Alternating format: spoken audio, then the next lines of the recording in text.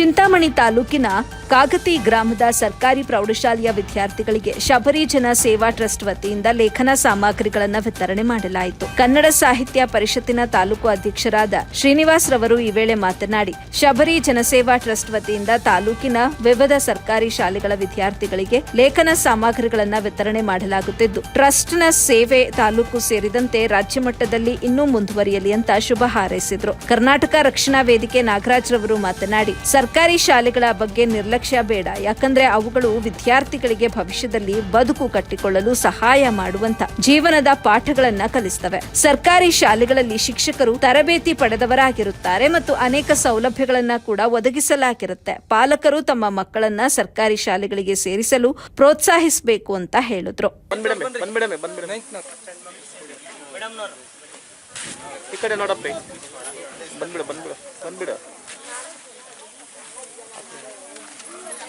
ನೋಡಿ ಈ ಕಡೆ ನೀವು ಬನ್ನಿ.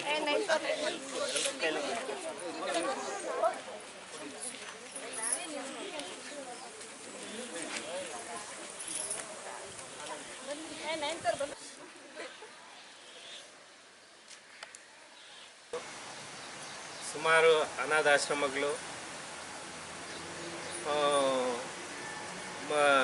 ಅನ್ನದಾನ, ಮತ್ತೊಂದು ಸುಮಾರು ಉಚಿತ ಸೇವೆಗಳನ್ನು ಸುಮಾರು ಕಡೆ ಮಾಡ್ಕೊಂಡು ಬರ್ತಾ ಇದ್ದಾರೆ. ಅವರು ನಾವು ಎಷ್ಟೋ ರೀತಿಯಲ್ಲಿ ದುಡಿಮೆ ಮಾಡಿ ನಾವು ಆಸ್ತಿ ಅಂತಸ್ತು ಮಾಡಬೇಕು, ಒಳ್ಳೆ ಬಂಗ್ಲಾ ಕಟ್ಕೋಬೇಕು, ಒಳ್ಳೆ ಆಸ್ತಿ ತಗೋಬೇಕು, ಒಳ್ಳೆ ಲ್ಯಾಂಡ್ ಅದು ಮಾಡಬೇಕು, ಇದು ಮಾಡಬೇಕು, ಒಳ್ಳೆ ಕಾರ್ ತಗೋಬೇಕು ಅಂತ ಆಸೆಗಳಿರ್ತವೆ. ಆದರೆ ಕೆಲವ್ರಿಗೆ ಮಾತ್ರನೇ ಜನಸೇವೆ ಮಾಡಬೇಕು ಅನ್ನೋ ಒಂದು ಮನೋಭಾವನೆ ಬರೋದು ಕೆಲವ್ರಿಗೆ ಮಾತ್ರನೇ. ಆ ಮನೋಭಾವನೆ ನಮ್ಮ ಶಬರೀಶ್ ಅವ್ರಿಗೆ ಬಂದಿದೆ. ಆದರೂ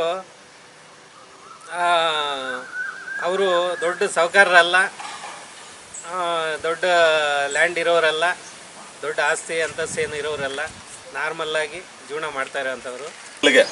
ಒಂದು ಪುಸ್ತಕ ವಿತರಣೆ ಮಾಡ್ತಾ ಇದ್ದಾರಲ್ಲ, ನಿಜವಾಗ್ಲೂ ಹೇಳ್ತೀನಿ, ಅವ್ರಿಗೆ ಐಶ್ವರ್ಯ ಸಕಲ ಎಲ್ಲ ಬರಲಿ, ಅವ್ರ ಕುಟುಂಬರಿಗೆ ಆಗಲಿ ಅಂತ ದೇವರಲ್ಲಿ ಪ್ರಾರ್ಥನೆ ಮಾಡ್ತಾ, ಬಂಧುಗಳೇ, ನಾಗರಾಜ್ ಸರ್ ಅವರು ಅವಾಗ ವಿವರಣೆ ಕೊಟ್ಟರೆ ಎಲ್ರಿಗೂ ಮಕ್ಕಳು ಯಾವ ಥರ ಬೆಳಿಬೇಕು, ಯಾವ ಥರ ಉಳಿಬೇಕು ಅಂತ. ನಿಜವಾಗ್ಲೂ ಇವತ್ತು ಸಮಾಜ ನಮಗೇನು ಕೊಡುತ್ತಂತಲ್ಲ ಮುಖ್ಯ, ಸಮಾಜಕ್ಕೆ ನಾವೇನು ಕೊಡ್ತೀವಿ ಅನ್ನೋದ್ರ ಮುಖ್ಯ ಆಗುತ್ತೆ. ಬಂಧುಗಳಲ್ಲಿ ಇವಾಗ ವಿದ್ಯಾರ್ಥಿಗಳ ಕಡೆ ಸುಮಾರು ವಿವರಣೆ ಕೊಟ್ಟರು, ನಿಮ್ಗೆ ಎಷ್ಟು ಅರ್ಥ ಆಗಿದೆ ಗೊತ್ತಿಲ್ಲ. ಇವತ್ತು ಗಾಂಧೀಜಿ ಆಗ್ಬೋದು, ಅಂಬೇಡ್ಕರ್.